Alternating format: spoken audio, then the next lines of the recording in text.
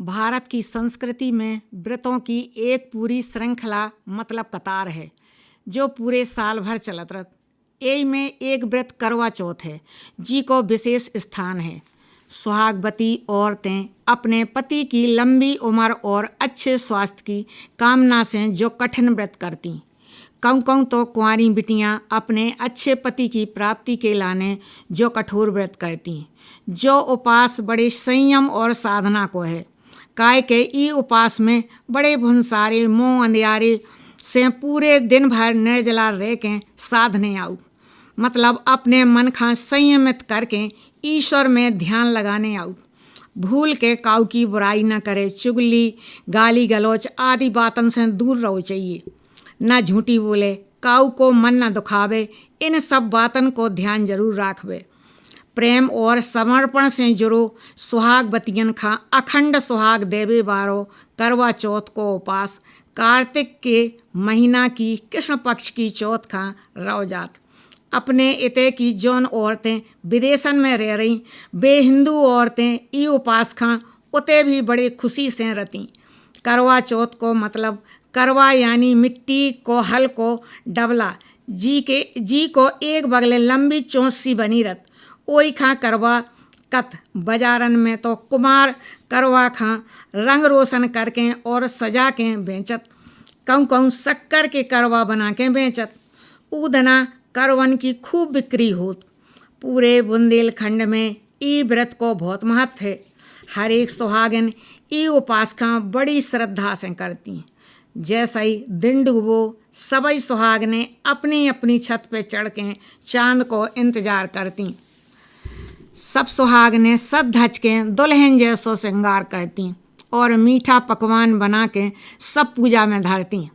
तांबे या पीतल के करवा से चांद खा रख देती और चंद्रमा से प्रार्थना करती कि हमारा सुहाग अटल राखियो।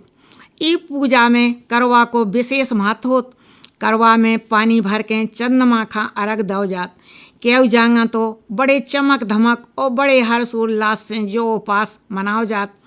कल लगत के जो उपास कब से चलो समाज में केव कथाएं कही जाती।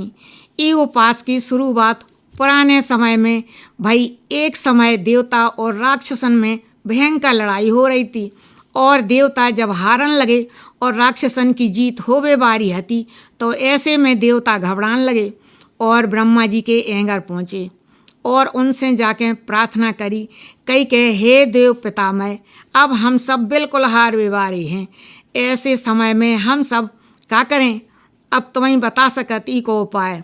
तो ब्रह्मा जी ने देवतन खा समझाओ और ढांढस बंधाओ कि अगर सब देवतन की घरवाली सच्चे मन से जीवन के लाने एक दिना को ऐसो उपास करें जी में पानी तक नहीं पीने पड़त, ऐसो सब देव पत्नियां करें और ईश्वर से प्रार्थना करें तो ई भयंकर युद्ध में राक्षसन की हार निश्चित है।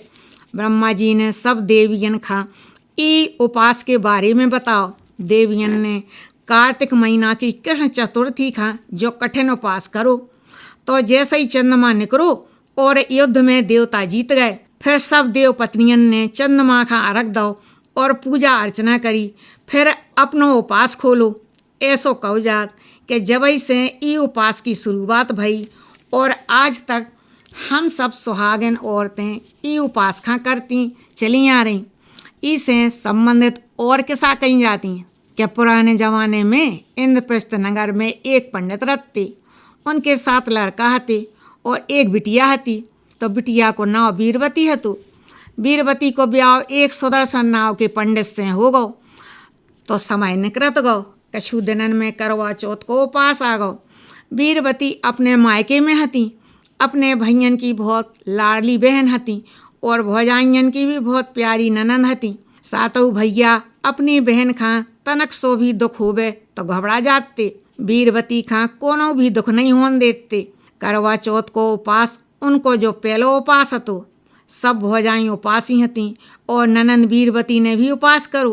पूरे दिन बिना पानी के बीरबती अपनी भौजाई के संगे बनी रही। अब जैसे ही दिन डूबो तो बीरबती को मुँह सूख गो और भूख प्यास के मारे व्याकुल होने लगी।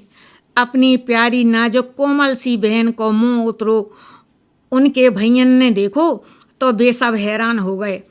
उन सब भैयन का अपनी बहन की ऐसी हालत देखी नहीं जा रही थी। भैयन ने अपनी बहन से भोजन करवे के लाने बहुत कही, अकेले बीरबती ना मानी।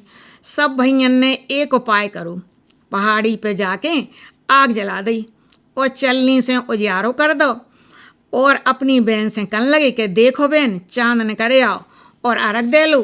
तो बीरबती अपने भैयन पे अटूट विश्वास करत थी। बीरबती ने वही आग के उजियारे खा अर्घ दे लो और भोजन कर लो। बीरबती अपने भैयन की बात नहीं समझ पाई। ऐसो कवजात के उपास जैसे ही टूट गो, कछु देर में उनके ससुराल में अनहोनी हो गई। बीरबती की पति की सांसें रुक गईं। जैसे ही ससुराल से खबर आई तो बेचारी बीरबती को हाल बहुत बुरा हो गो। ई अनहोनी घटना से पूरे परिवार में शोक छा गो। बीरबती के भैया पश्चाताप करने लगे। बीरबती बेचारी बहुत दुखी हो गई। वही समय पे आकाश मार्ग से देवियाँ और इंद्राणी उते से निकल रही थीं। उनने ऐसो रोबो सुनो तो वे नीचे उतर के सवाल पूछने लगी।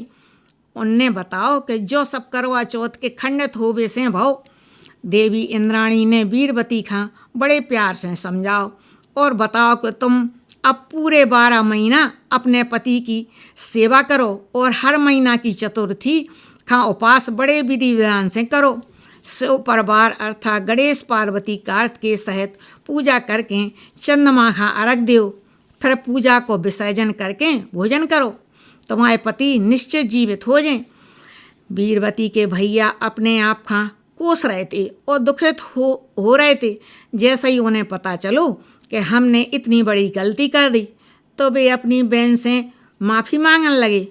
बीरबती ने इंद्राणी के बताए अनुसार पूरे साल भर की चौथ को उपास बड़े विधि विधान से करो और फिर कार्तिक की चौथ जी खां करवा चौथ कवजात करवा चौथ उपास पूरो बड़े अच्छे से करो। और बीरबती ने प्रार्थना करी कई के ऊमत चौथ के चंद्रमा अर्घ देत हों तोय, विपत न आवे नैन भर संकट काटो मोय। ई उपास के प्रताप से बीरबती के पति जिंदा हो गए। जा परंपरा सुहाग ने औरतें अपने पतियन की लंबी उम्र और अच्छे स्वास्थ्य के लाने हर साल जो कठिन उपास करती। सुहागिन औरतें ई उपास में भुनसारे से मुँह अंधियारे में उठ के सब घर के काम निपटा के फिर सपरती। अच्छे नए कपड़ा पहन के गणेश जी, माता पार्वती तथा भगवान शिव की पूजा अर्चना करके पूरे दिन भर को संकल्प लेती और अपने सुख सौभाग्य को आशीर्वाद लेती। कहूँ फल मिठाई खाती जी खां सरगी कवजात। फिर पूरे दिन निर्जला बिना जल भोजन के रह के संजा के जब चांदन कर आउत उनकी पूजा करके और अर्घ देती और फिर कथा सुनती। अपनों करवा एक दूसरे से बदलती। सब धज के अर्घ दे के अपनी सास के पाँव पड़ती, उनको आशीर्वाद लेती और अपनों करवा उन्हें देती। जी में सब सगुन की चीज़ें धरी रहती, कपड़ा जैसे मीठ मिठाई और आदि सब चीज़ें धरी जाती। जो उपास अपने पति की लंबी उम्र के लाने करो जात, इसे अपने संबंधन में अपनेपन और निकटता आउत। आपसी रिश्ते में प्रेम बढ़त, पूरे परिवार में आपस में प्रेम बढ़त। ऐसे कवजात के धन्य हैं अपने भारत की औरतें अपने घर परिवार की जिम्मेवारी का निभावती और संगे संगे अपने परिवार की भलाई के लाने हर साल ऐसे कठिन उपास खुशी खुशी करती और चंद्रमा से प्रार्थना करती कि छिटकी जुनैया उचके फरा, हमा सुहाग कठौती भरा।